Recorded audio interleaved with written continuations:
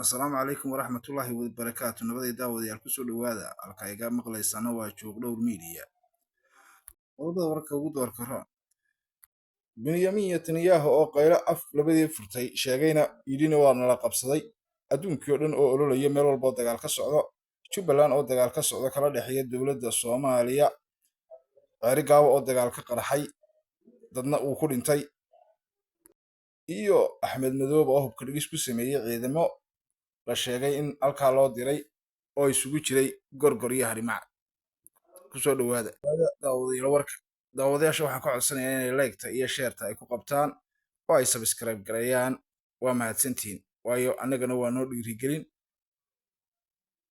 idinkana saaxiibayaal waxba idin yeeli mayso subscribe-tu oo halkaa taabataan. waayahay aan ku bilownay magaalada Ceerigaabo ayaa waxaa ka qarxay dagaalkaas oo u dhexeeya dad shacaba iyo maamulka Somaliland halkaasoo ay ku dhinteen tiraba dad gaadhaya 4 qof. 4 qof oo sida la sheegay kala ah haybuhu isay kala yihiin 2 oo Naaleeye Axmed ah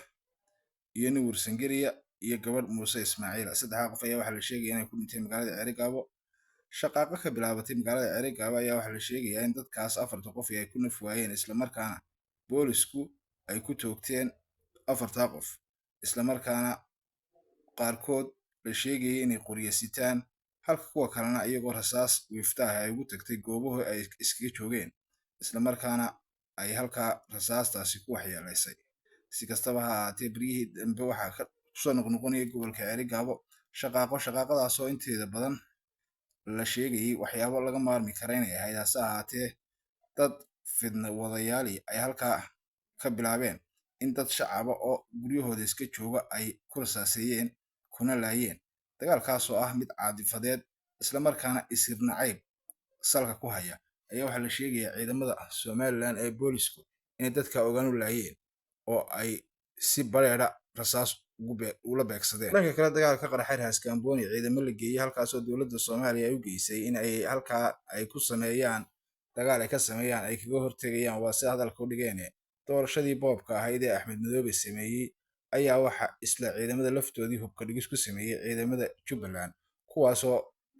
xirfadooda ay aad u heer sareyso isla markaana ciidamo waxa la geeyay aan gaadiid wadanin oo qoryo kaliya ku hubaysan isla markaana ciidamo meel aanay garanayn. Sidaa awgeed waxa muuqaalada soo gudbay ka mid ahaa ciidamadaasoo hubka dhigis lagu sameeyay isla markaana markay jahay u dhaqaaqaan ay garan waayeen isu dhiibay maamulka Jubbaland halkaasoo ciidamadii aan waxba la yeelin laakiin hubkii iyo rasaastii ay wateen laga dhigay. Kolay dhaawac waa jira dhaawacyadaas oo labada dhanba ah halka dhimashada aan la xaqiijin karin. Dagaalkaasoo in muddo ah ka dhacayay meesha loo yaqaano Raaskambooni ayaa waxaa dagaalka hurinayay Xamse Cabdi Barre ra'iisul wasaaraha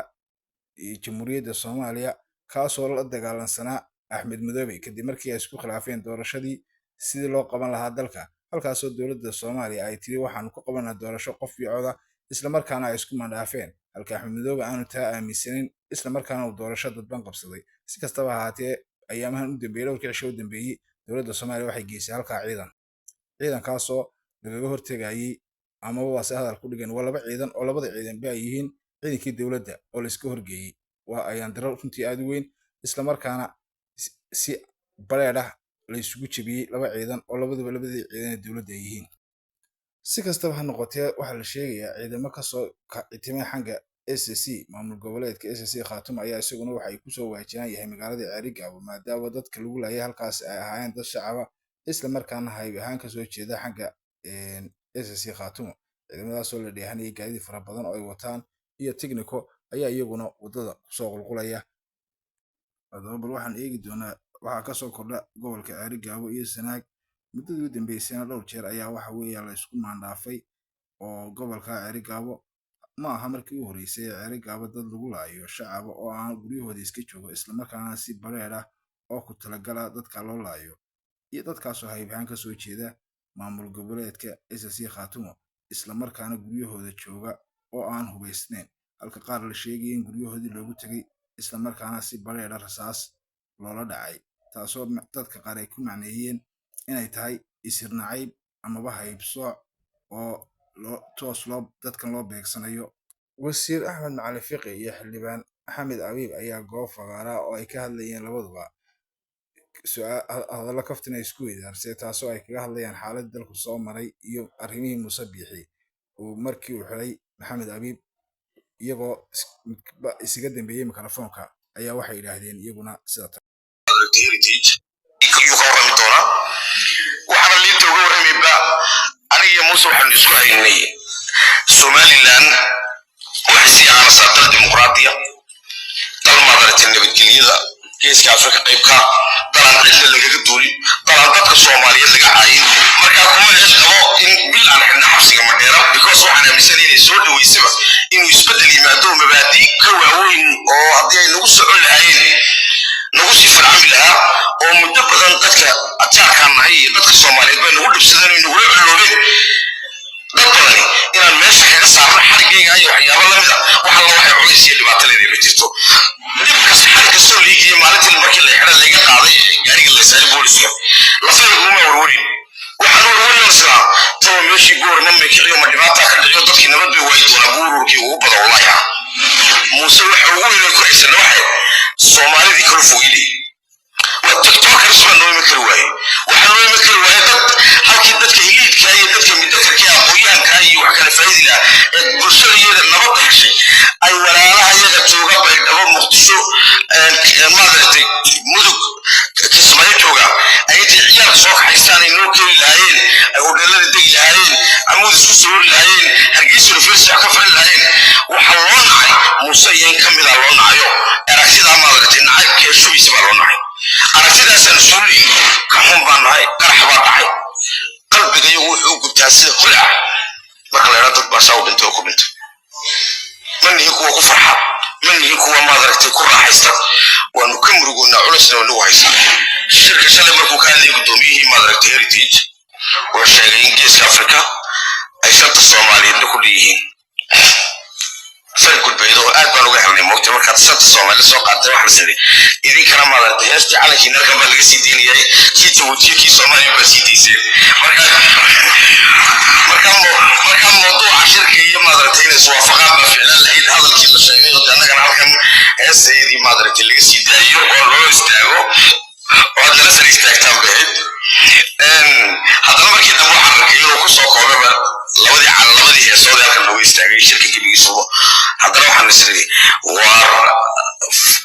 xafudaanin oo iska soconin joogaan isleeyahay ra'yigiina leedihiin aragtidiina leedihiin hadalkiina leedihiin walaalayaal somaliland waxaan aaminsanahay inay wax badan kusoo kordhin doonto xasiloonida geeska laga baran karo casharo badan dadka halkan fadhiya soomaali oo dhani waxaa laga yaabaa labadii sannadood ugu dambeeyey wadnaha farta ku hayseen waad warwarsanideen waad baqayseen waxaad islahaydeen wararkaasaa nabad ahayd iyadiina hal markaa la isku diray isla babada annagu laakiin markaan birtiska aslayno markaanu isweerarayno xilligaanu isxidhayna xabsiga madheere liskiiniyo waxaan noo arkaynay inaanu dimuqraadiyadii iyo doorashooyinkii iyo halgankii aanu soddonka sannado soo wadnay inaan sii adkaynayno maanta oo aanu mar kale maadaragtay baruusika waasaynaynu arkaynay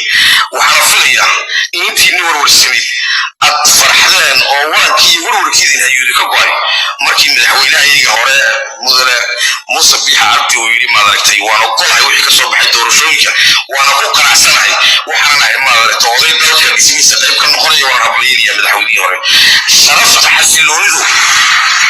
waa taas weeye fiqi baa shalay yidhi wasiirka maadaragtay arrimaha dibadda ee soomaaliya yidhi shalay maadaragtay maxamed iyo qofkii ugu horreeyay liintii yuu ka warrami doonaa waxaana liinta uga warramayba aniga muuse waxaan isku haynay somaliland waxay sii aanasaa dal dimuqraadiya dal maadaragtay soo dhaafay oo hadda ninkii ugu dambeeyo muuse liinta soo siiyay oo halkaa fadhiya isagaa nooga warrami doona liintu qaraarkeeda iyo macaankeeda inaan runtii xaaji muuse u rajaynayaa oday soomaaliyeed rajaynaynaayo dowladda soomaaliya diyaar u tahay in wadahadalkii meeshii uu ka sii socdo oo lagu heshiiyo dalkan iyo dadkiisaba waxdan ay ugu jirto wax ka weyn midnimo iyo wadajirna ma jiraan waxaana rabaa halkan inaan uga hambalyeeyo walaalaheen somaliland oo runtii sanadkii la soo dhaafay aniga aad baa maaragtay laygu riixaa dardaaran badanna waa la siiyay markaan halkaan waxaa la yidhi wixii muqdisho aad ku haysay meeshaan hala imaan anoo taas ka duulaya marka waxaan rabaa inaan ugu hambaliyeeyo yacni guusha weyn ee dhacday iyo horumarka ay ku tallaabsadeen oo aan rajaynayno dawo inay u noqoto dhibaato weyn oo soo socotay ama dhibaato weyn oo dhexda loo fadhiyay inay dawo u noqoto ayaan rajaynaynaa isbeddelka ka dhacay halkan waxaanan runtii xaaji muuse u rajaynayaa oday Soomaaliyeed wax weyn oo la islahaa way dhici doonaan ma aysan dhicin doorasho ayuu qabtay duruufo badan ayadoo ku xeeran yihiin qaylo badan ka daba yeerayso waana runtii waa laga guulaystay oo raggii ay aadka isku hayeen baa ka guulaystay isla markaasi dib u muusan noqon waa uu aqbalay natiijadii waana hambaliyay iyadaas xaaji muuse lagu sacbinayaa oo lagu bogaadinayaa